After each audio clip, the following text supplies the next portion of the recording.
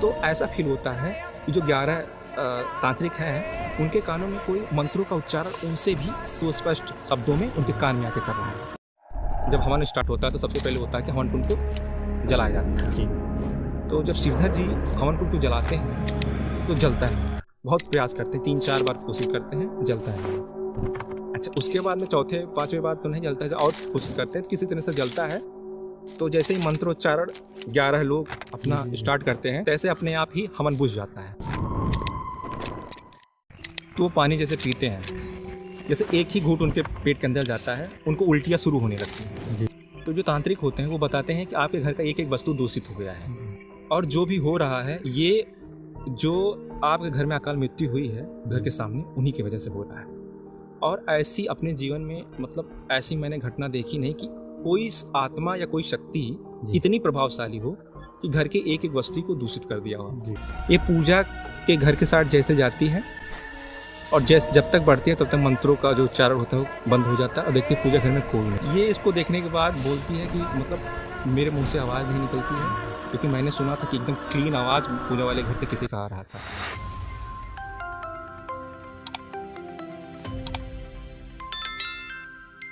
We discuss everything here Vikas we are profound thinker. मैं दिनकर फिर से स्वागत करता हूं आपका प्रोफाउंड थिंकर के इस अद्भुत रहस्य और रोमांच से भरी हुई सच्ची घटना में, जो पेश करने वाले हमारे राहुल भाई। दुनिया गोल है और यूट्यूब फ्लैट, तो सब्सक्राइब का बटन दबाइए और यूट्यूब को भी फ्लैट बनाइए। चलिए कहानी पे आगे बढ़ते हैं। तो भाई आज कौन सी कहानी लेके आए आप? ये कहानी जलंधर की है, पंजाब में जी। और ये रुचि ने जी। शेयर किया है। तो कहानी ऐसी है कि एक गांव है और उस गांव में एक आयुष नाम का लड़का है, एक जय नाम का लड़का है। दोनों आपस में बनता नहीं है क्योंकि लगभग दोनों सेम एज के हैं। जी। जो जय है वो रुचि का चाचा का लड़का है। जी। लेकिन रुचि उससे 5 साल छोटी है। अच्छा। तो जो आयुष है पढ़ने में ठीक है, तो वो रुचि को ट्यूशन पढ़ाने आता है, और रुचि एक जमींदार फैमिली से बिलोंग करती है। तो किसी बात को लेकर आयुष और जय में झगड़ा हो जाता है, क्योंकि दोनों में जमता भी नहीं है और सेम एज के हैं। तो कहासुनी होती है और धक्का मुक्की होती है, और आयुष थोड़ा शरीर से हेल्थी था, तो जय को धक्का देता है, वो गिरता है और बगल में ईंट रखी रहती है, सर पे लगता है, सर फट जाता है, मतलब गंभीर रूप से। हाँ, जय मान लीजिए कि अचेत हो जाता है। जी। अच्छा, जय के जो पापा हैं श्याम मोहन, रुचि के जो चाचा, वो नेता टाइप के हैं। जी। तो उनको बात पता चलती है कि हमारे लड़के को किसी ने मार दिया, तो बकायदा गुस्से मारते हैं। तो आयुष को भी थोड़ा धक्का मुक्का देते हैं, मतलब धक्का मुक्का होती है आयुष से। तब तक गांव के लोग और इकट्ठा हो जाते हैं कि ये छोड़ दीजिए, जाने दीजिए। आयुष के जो पापा हैं उनका नाम है ऋषि राम, और आयुष की माँ है वो 10 साल पहले एक्सपायर हो गई है। तो आयुष के घर में केवल आयुष है और उसके पापा हैं। आयुष का भाई ग्रेजुएशन चल रहा था, और ये कहानी है लगभग दिसंबर, आखिरी दिसंबर की, मतलब ठंड का मौसम, कड़ाके मौसम की। दिसंबर में छुट्टी हुई रहती है, तो आयुष जाता है पढ़ाने रुचि को। तो झगड़ा जब होता है, धक्का मुक्की होती है, रुचि के चाचा जो श्याम मोहन है, तो वो नेता टाइप के हैं, बोलते हैं ये कर देंगे वो कर देंगे तुम्हारा, धक्का मुक्की होती है। तो बात ये है कि जो श्याम मोहन की पत्नी है, मतलब रुचि की जो चाची है, उनका मतलब संबंध विच्छेदन हो गया है, मतलब तलाक 10 साल पहले हो गया है। लेकिन जय जो है अपने पापा के साथ रहता है, कि क्योंकि उसका भी पढ़ाई में मन नहीं लगता, इसके पापा भी नेता टाइप के हैं। तो जब झगड़ा होता है तो आयु से बोल देता है रुचि के चाचा को कि एक पत्नी तो रख नहीं पाए तो हमको हमारा क्या बिगाड़ोगे। तो ये बात उनको लग जाती है। जब शांत हो जाते हैं, जो आयुष के पापा हैं ऋषि राम जी, वो आते हैं, मतलब माफी भी मंगवाते हैं कि बड़ों से बात नहीं करते हैं। फिर आयुष ट्यूशन पढ़ाना छोड़ देता है। 3-4 दिन हो जाता है, तो जो रुचि के पापा हैं वो आते हैं आयुष के घर, बोलते हैं कि भाई बेटा क्यों ट्यूशन पढ़ाना छोड़ दिए, और आया करो। और ये तो गांव का मसला है, चलता रहता है, और छोटी मोटी झगड़ा होते रहते हैं, ज़्यादा मतलब बहुत बड़ी बात नहीं है, सबसे चीज़ों को दिल पे नहीं लेना चाहिए। तो इसके पापा भी बोलते हैं आयुष के कि चला जाया करो, गांव का ही मामला है। तो एक दिन नहीं जाता है, लेकिन दूसरे दिन से पढ़ाने जाने लगता है। अच्छा, इस बार क्या है, घर पे जाता है और पढ़ाता है, पढ़ा के चला आता है, और शाम को पढ़ाने जाता था। जो रुचि के घर वाले हैं वो मतलब वो जमींदार हैं, और काफ़ी उनका रुतबा है, रिस्पेक्टेड है उस गांव में, और एक बहुत बड़ा सा उनका बंगला है, और घर के बगल में एक आम का बगीचा है, और घर के बगल में आम का बगीचा है, और जो बाउंड्री है बनी हुई है वहाँ 2 आम के पेड़ भी लगे हुए हैं। जैसे घर है, घर के आगे बाउंड्री है, वहाँ 2 आम के पेड़ लगे हुए हैं, और घर के लगभग नॉर्थ साइड में, उत्तर साइड में एक आम का बड़ा सा बगीचा है। तो ये जाता है और पढ़ा के वापस चला आता है। लगभग सब कुछ नॉर्मल चल रहा था। उसके बाद में ये एक दिन पढ़ाने जाता है और अपने टाइम से घर नहीं पहुँचता। तो ऋषि राम जी हैं वो थोड़ा सा परेशान होते हैं, तो उनको लगता है कि हो सकता है आज थोड़ा ज़्यादा पढ़ा दिया हो, या रास्ते में आते हुए लगभग जो दूरी होता है वो 800-900 मीटर की दूरी होती है, गांव ही होता है, लेकिन जैसे एक छोर से लेके दूसरे छोर की बात होती है, तो थोड़ा परेशान होते हैं। लेकिन अच्छा, ये जो पढ़ाने जाता है तो अपना जो फ़ोन है वो घर पे रख के जाता है। तो आयुष जब पढ़ाने जाता है तो अपना फ़ोन घर पे रख के जाता है, तो थोड़ा परेशान होते हैं। लेकिन उनको लगता है कि हो सकता है थोड़ा टाइम लग गया हो, या आने जाने में कहीं कोई मिल गया होगा, बात होत करने लगा होगा। अब जब टाइम बीतता रहता है तो इनकी परेशानी बढ़ती रहती है और रात होती रहती है। अब ये परेशान हो जाते हैं, अब इनसे रहा नहीं जाता है, क्योंकि बिना आयुष के आए ये खाना नहीं खाते हैं, क्योंकि घर में 2 ही लोग हैं, आयुष हैं, आयुष के पापा हैं। ये चले जाते हैं रुचि के यहाँ। रुचि के पापा जो हैं आयुष को ढूंढने रुचि के यहाँ चले जाते हैं। तो रुचि के पापा जो हैं ब्रिजमोहन उनका नाम है, और श्याम मोहन रुचि के चाचा का नाम है, जय के पिताजी का। तो जाते हैं और उनसे पूछते हैं, तो वो बताते हैं कि, और रुचि को बुलाते हैं कि वो आयुष पढ़ाने आया था। तो बताती हैं कि हाँ पढ़ाने आया था, वो पढ़ा के अपने टाइम से निकल गए हैं जी। तो लगभग रात हो गई होती है, तो कहते हैं कि लगभग 2-2.5 घंटे हो गए हैं वो घर नहीं पहुँचा। तो वो भी बोलता है कि अभी परेशान मत होइए, फ़ोन लगा लीजिए। तो ये कहते नहीं, मुझे पढ़ाने आता है, फ़ोन लेके नहीं आता है जी। अच्छा, बात करते रहते हैं वहाँ, आधा घंटा लगभग टाइम चला जाता है, और फिर ये वापस आते हैं और लगभग 11-12 बज जाता है, आयुष घर में आता है जी। अब ये परेशान हो जाते हैं, पड़ोसियों को बुलाते हैं, थोड़ा इनका कोई है नहीं सहारा, थोड़ा परेशान होके रोने लगते हैं।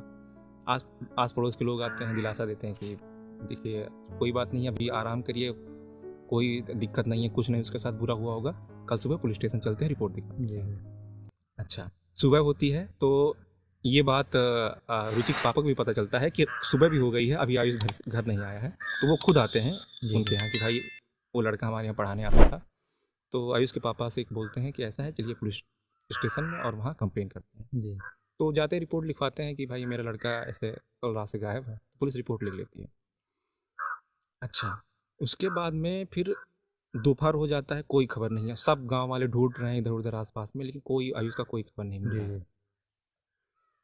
तो लोगों को एक चीज़ शक होता है कि झगड़ा हुआ था रुचि के चाचा से जी।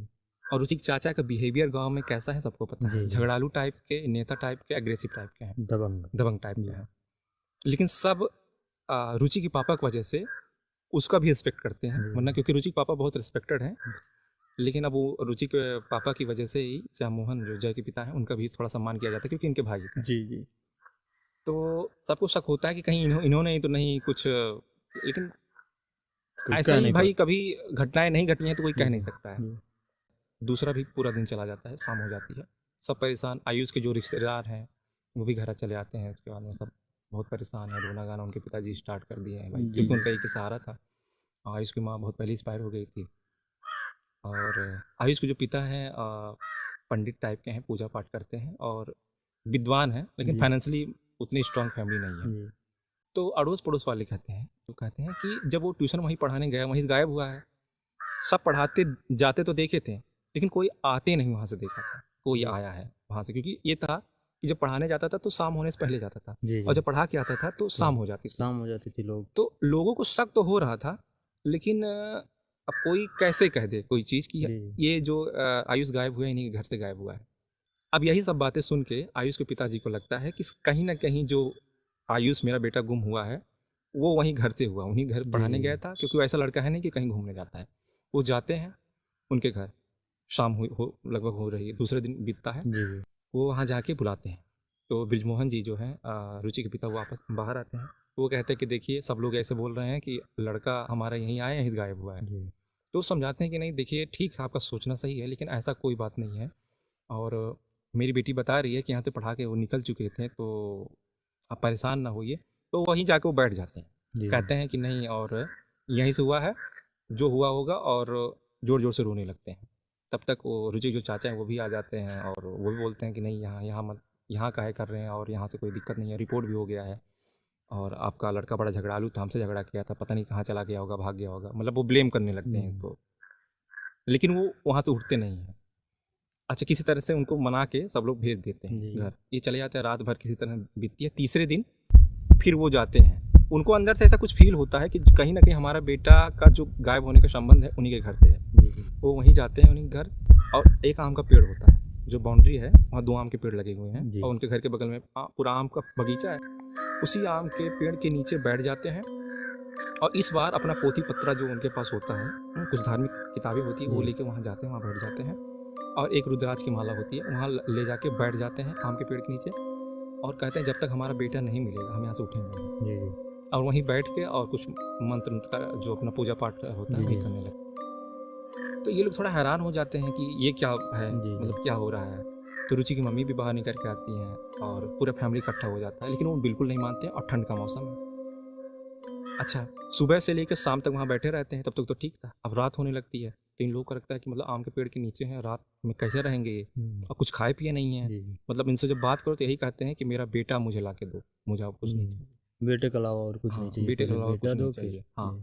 तो सब परेशान हो जाते हैं, कुछ खाते पीते नहीं हैं। सुबह से शाम हो जाती है, कुछ खाए पिए नहीं रहते हैं। जी तो जो रुचि की मम्मी है वो खाने के लिए कुछ लाती हैं, तो वो कहते हैं नहीं, जब तक मेरा बेटा नहीं आएगा मैं कुछ नहीं खाऊंगा, मुझे मेरा बेटा चाहिए। और वही अपना कुछ मंत्र का उच्चारण करते हैं जी। और जो माला है उसी के साथ कुछ फेरते हैं और मंत्र का उच्चारण करते हैं। तो किसी को कुछ समझ नहीं आता कि ये आकर यहाँ क्या कर रहे हैं, कर क्या रहे कर हैं क्या आखिर? रहे जी अच्छा, रात हो जाती है तो सबको ये डर लगता है कि भाई रात हो गई है, ठंड का मौसम भी है और कुछ खाए भी नहीं है। तो अब की बार रुचि के हाथ से शरबत ये लोग भिजवाते हैं। जी जी। तो कहते हैं कि मतलब शरबत कम से कम पी लेंगे, तो अगर जो अन्न नहीं खा रहे हैं शरबत तो पी लेंगे। तो रुचि लेके आती है, तब ये बोलते हैं कि बेटी तुम लेके आई हो तो मैं तो पी ले रहा हूँ, लेकिन ये पहली और आखिरी बार है, इसके बाद में मैं कुछ भी नहीं खा पीऊँगा जब तक मेरा बेटा नहीं आ जाएगा। ये पीते हैं शरबत, तो इन लोगों को लगता है कि चलो कुछ तो खाएं पिए, जी। और जिद्दी किस्म के इंसान हैं, बेटे के मुंह में पागल से हो गए हैं, 1-2 दिन में सही हो जाएंगे। लेकिन इनको ये डर है कि आम के पेड़ के नीचे ठंड में बैठे रहेंगे, कैसे रहेंगे। जी। तो इनको लगता है कि खा लिए हैं, रात को मन होगा तो उठ के चले भी जाएंगे अपने घर, ठंड लगेगी। रात को ये लोग अपने अंदर चले जाते हैं, वो बाउंड्री के पास जो आम का पेड़ है वहीं नीचे बैठे रहते हैं। सुबह होती है, जो रुचि की मम्मी है वो घर से बाहर आती हैं, देखती हैं तो ये पेड़ के नीचे से गिरे हुए रहते हैं। जी जी। तो ये पास ला के देखती है तो हैरान हो जाती है और फिर दौड़ के जाती है और रुचि के पापा जो ब्रिजमोहन है इनको बुला के लाती है। वो आके देखते हैं, क्योंकि ठंड का मौसम है, धुंध है, तो क्लियर दूर से देखती है कि वो गिर गए हैं, तो थोड़ा सा घबराती है, बुला के लाती है। तो वो पास आके देखते हैं तो पता चलता है कि वो उनकी मृत्यु हो गई है, सांसें नहीं चल रही है। फिर ब्रिजमोहन जो हैं वो अपने भाई श्याम मोहन को बुलाते हैं, पूरा परिवार इकट्ठा होता है, आस पड़ोस वाले इकट्ठा होते हैं और ब्रिजमोहन जो है बताते हैं कि ऐसी सी बात है। आस पड़ोस वालों को भी ये पता होता था कि जिद कर रहे हैं, वहीं जाके बैठ गए हैं और कह रहे हैं कि मेरा बेटा यहीं पढ़ाने आया था और यहीं हमको जी जी। यहीं गायब हुआ है। उनकी मृत्यु हो जाती है, पुलिस भी आती है और शरीर का पंचनामा करती है और पोस्टमार्टम के लिए भेज देती है। पुलिस को यह समझ में आता है कि ठंड से इनकी मौत हो गई है। सब कुछ नॉर्मल, हालांकि थोड़ा सा सबको अजीब लगता है कि उनका बेटा भी एक्सपायर हो गया है और ये भी एक्सपायर हो गए हैं। तो धीरे धीरे गांव को शांत होने में थोड़ा 2-4 दिन लगता जी, है, जी। लेकिन 4-5 दिन बाद शांत हो जाता है।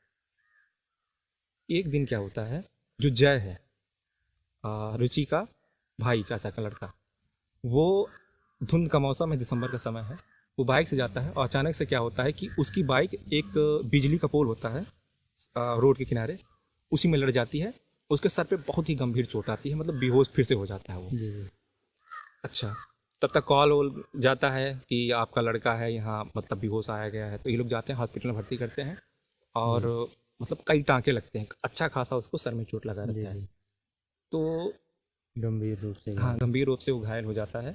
पूरी फैमिली हॉस्पिटल में होती है, क्योंकि भाई जय जो है वो भर्ती है हॉस्पिटल में।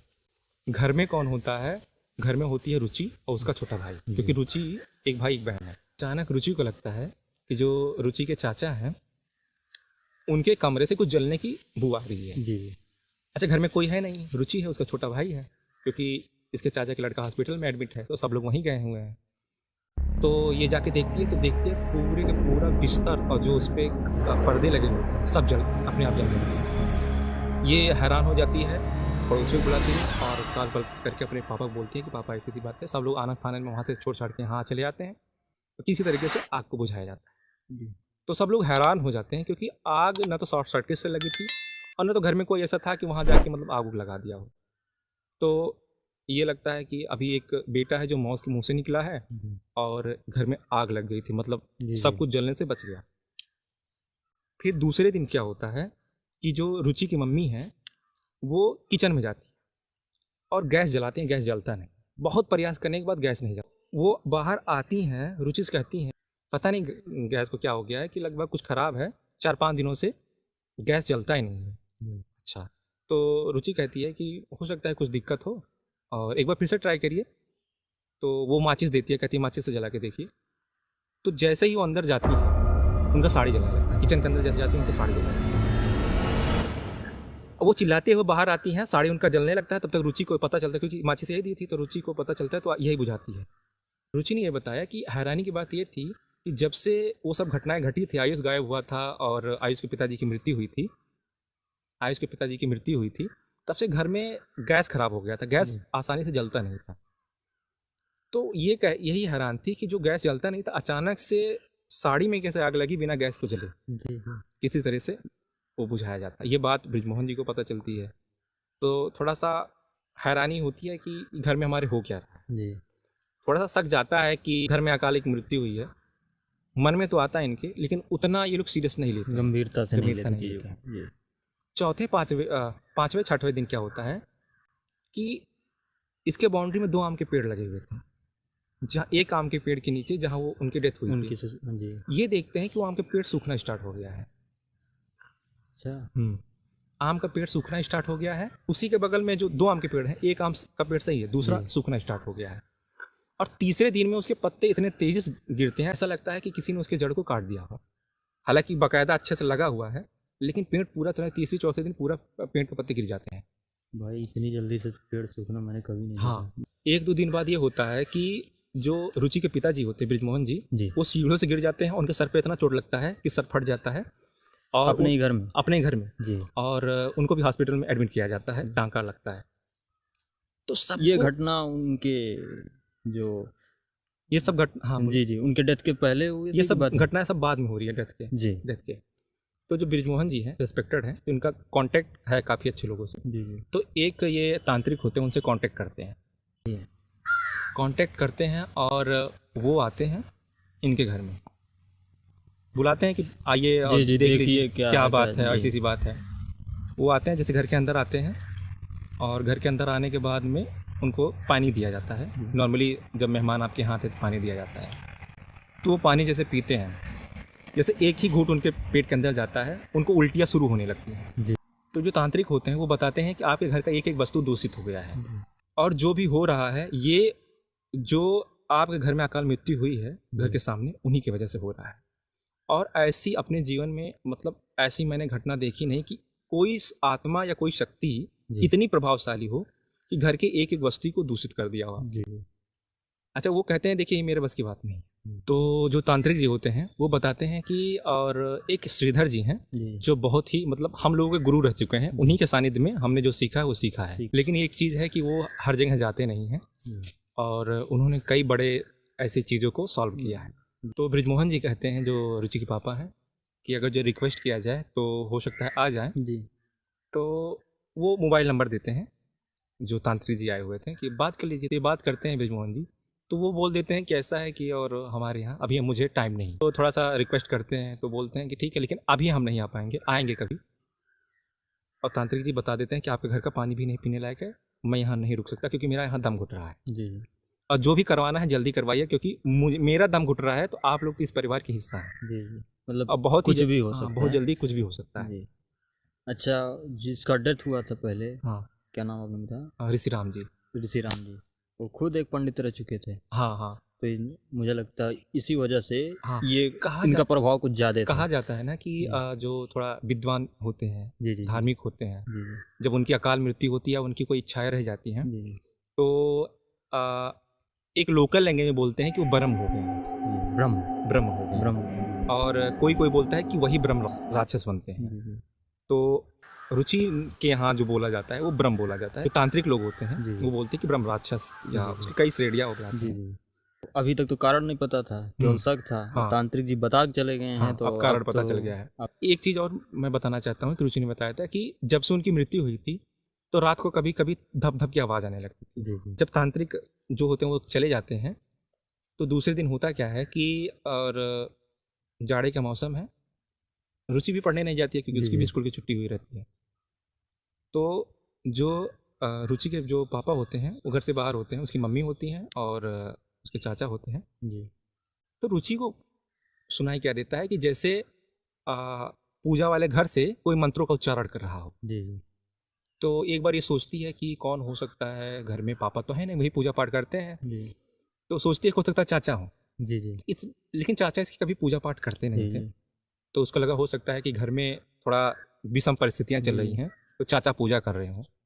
तो एक बार ये सोचती है देख लूं, फिर सोचती है कि क्या देखूं, चाचा ही तो पूजा कर रहे होंगे। लेकिन सोचती है कि चलो चाचा को अभी कभी पूजा करते मैंने देखा नहीं, चलो देख लेते हैं। जी ये पूजा के घर के साथ जैसे जाती है और जैसे जब तक बढ़ती है तब तक मंत्रों का जो उच्चारण होता है वो बंद हो जाता है और देखती है पूजा घर में कोई नहीं। ये इसको देखने के बाद बोलती है कि मतलब मेरे मुंह से आवाज़ नहीं निकलती है, क्योंकि मैंने सुना था कि एकदम क्लीन आवाज़ पूजा वाले घर से किसी का आ रहा था। अभी हैरान करने वाली बात है। जी और भागते हुए आती है, अपनी माँ को बुलाती है। वहाँ से कोई बोल रहा था, मैं गई हूँ, कोई नहीं था। तब तक इसके चाचा आ जाते हैं और इसके चाचा जो अपने भैया को कॉल करते हैं कि और ऐसी ऐसी बात है। तब तक बृजमोहन जी घर में आ जाते हैं 10 मिनट के बाद।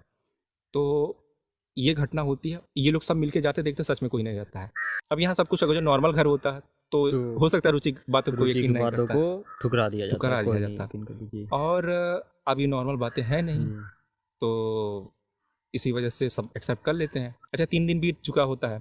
अब की बार फिर से कॉल पे ट्राई करते हैं, वो जो श्रीधर जी हैं जो तांत्रिक है, विद्वान है, उनके पास। और बृजमोहन जी बताते हैं कि ऐसी आवाज़ें आ रही थी, मेरी बेटी ने सुनी। जी तब श्रीधर जी को लगता है कि अगर जो कोई आत्मा है जी जी और इतनी शक्तिशाली है कि वो भगवान के पूजा घर में बैठ के मंत्रोच्चारण कर रही है, जी जी तो समझ लीजिए कि बहुत ही बड़ी विपत्ति है आने वाली है उस घर पे। बहुत तो ही वो पावरफुल है। तो वो बोल देते हैं कि ठीक है हम कल आएंगे। जी अच्छा कल आएंगे, तो ये बताते हैं कब तक, वो बताते हैं कि मतलब लगभग दोपहर तक हम पहुंच जाएंगे। तो इन लोगों को लगता है कि चलो अच्छा है, कुछ अच्छी खबर मिली कि कम से कम आने के लिए राजी हुए। रात को अचानक क्या होता है कि जो रुचि के चाचा हैं श्याम मोहन, जमीन पे गिर जाते हैं और हाथ पैर रगड़ने लगते हैं। श्याम मोहन जी। और वो सिम्टम होता है मिर्गी वाला। जी हालांकि उनको कभी ये सब बीमारियां थी नहीं, लेकिन ये पहली बार हुआ है। जी अच्छा वो सिम्टम जो होता है कि हाथ पैर रगड़ना और जबान बाहर आ जाना, आंखें बड़ी बड़ी कर देना, चेहरा भयानक से बन जाना, तो सब लोग देख के हैरान हो जाते हैं। उसके बाद में फिर आस पड़ोस के जो बुलाया जाता है, फिर इनको ले जाया जाता है। तो सर के इनकी जांच होती है, तो पता चलता है कि इनके सर में एक नस दब गई है। तो मतलब एक दिन एडमिट होते हैं और मतलब दोपहर तक वो वापस आते हैं। तब तक श्रीधर जी आ जाते हैं घर पे। तो कहते हैं कि देखिए, और जो आपके घर में अकाल मृत्यु हुई है वो वही हैं जो आपके घर के सामने आम के पेड़ के नीचे बैठे हुए थे। और सारी घटना सुनने के बाद वो बोलते हैं कि जो आपकी घटनाएं घट रही हैं घर में, जी जी वो घटनाएं उसी की वजह से हो रही हैं। उन्हीं ऋषि राम जी हैं जो हैं, उनकी अकाल मृत्यु हुई है और वो बन गए हैं बहुत ही खतरनाक या शक्तिशाली आत्मा, जिनसे शायद सामना मैं भी न कर पाऊँ। उनकी मृत्यु भी अकाल हुई है और उनकी बहुत बड़ी इच्छा कोई ऐसी थी जो पूरी भी नहीं हुई। तो ये लोग बताते हैं कि उनका एक बेटा था और गायब हो गया था, उसी की याद में वो मर गए थे, उनकी मृत्यु हो गई थी। तो वो कहते हैं कि आप लोग सतर्क हो जाइए और कहीं बाहर आना जाना बंद कर दीजिए और ज़्यादा से ज़्यादा संभव हो सके तो एक साथ रहा करिए। और इसका पूजा जल्द से जल्द मतलब कल ही हमको करना पड़ेगा। और इसके लिए हमको 11 जो हैं मतलब उनको लेके 10 और तांत्रिक की ज़रूरत होती है। 11 टोटल 11 तांत्रिकों की ज़रूरत होती है और हम मैनेज करवा रहे हैं और एक हवन करना पड़ेगा। अच्छा रात अच्छे से गुजरती है, कोई दिक्कत नहीं होता है। सुबह सारा प्रबंध किया जाता है और इनके घर और बाउंड्री के बीच में जो जगह थी जहाँ आम का पेड़ वगैरह लगा हुआ था, वहीं बीच के आसपास सब हवन कुंड बनाया जाता है। और 11 जो तांत्रिक होते हैं एक किनारे से बैठते हैं और एक साइड में इनको इनके फैमिली को बैठाया जाता है। और ये बोला जाता है कि जब हवन संपन्न हो जाएगा तो आपको आहुति देनी। जब हवन स्टार्ट होता है तो सबसे पहले होता है कि हवन कुंड को जलाया जाता है। जी तो जब श्रीधर जी हवन कुंड को जलाते हैं तो जलता नहीं, अग्नि प्रज्वलित की जाती है, जलता नहीं। बहुत प्रयास करते हैं, 3-4 बार कोशिश करते हैं, जलता नहीं। अच्छा उसके बाद में 4-5वें बार तो नहीं जलता है और कोशिश करते हैं, किसी तरह से जलता है। तो जैसे ही मंत्रोच्चारण 11 लोग अपना स्टार्ट करते हैं, जैसे अपने आप ही हवन बुझ जाता है। ऐसा 3 बार होता है। फिर से ये लोग थोड़ा सा जो और ज्वलनशील पदार्थ है उसके अंदर डाल के और जलाते हैं, तो ऐसा फील होता है कि जो 11 तांत्रिक हैं उनके कानों में कोई मंत्रों का उच्चारण उनसे भी सुस्पष्ट शब्दों में उनके कान में आके कर रहा है। मतलब वो जो मंत्रों को उच्चारण कर रहे थे, सेम वही मंत्र कोई उनके कानों में काफी स्पष्ट शब्दों में बोल रहा है। और जो 11 लोग हैं उनका दम घुटने लगता है जी, तांत्रिक लोग। हाँ जी, दम घुटने लगता है, पेट में दर्द होने लगता है। उसके बाद ये कोई उसमें से उठ जाता है जी। ये पूछते हैं तो सब बताते हैं कि भाई हम नहीं रह पाएंगे। हाँ, पेट में दर्द हो रहा है, दम घुट रहा है, हमारे कानों में ऐसा लग रहा है कि कोई आके हमसे अच्छा मंत्र बोल रहा है, उच्चारण कर रहा है वही मंत्र। अब हवन वहीं रुक जाता है जी। अब श्रीधर जी बोलते हैं कि आखिर जो उनकी मृत्यु हुई है, मान लेते हैं कि मृत्यु हो गई आपके घर के सामने, तो समझ में आता है कि वो नाराज हैं आपके, लेकिन इतना कोई पर्सनली नहीं नाराज होता। कोई अभी आत्मा किसी अननोन को इस तरीके से परेशान नहीं करेगी। कुछ तो बात है जो आप लोग छुपा रहे हैं। कुछ तो बात है, फैमिली से अटैच हो गई है बिना कारण के, तो अटैच हो गई। तो आप लोगों ने क्या ऐसा काम किया है कि वो इतना ज्यादा हो गया है कि आज तक मेरे लाइफ में ऐसा नहीं हुआ था कि कोई आत्मा मुझ पर इतने हावी हो गई हो और वो चाह रही हो कि हम संपन्न हो। तो ब्रिजमोहन जी कहते हैं रुचिक पापा कि ऐसा कुछ नहीं है, हम लोग समान फैमिली से हैं और ऐसा हमने उनका कुछ बुरा नहीं किया है जिसकी वजह से हमको ऐसा परेशान करे।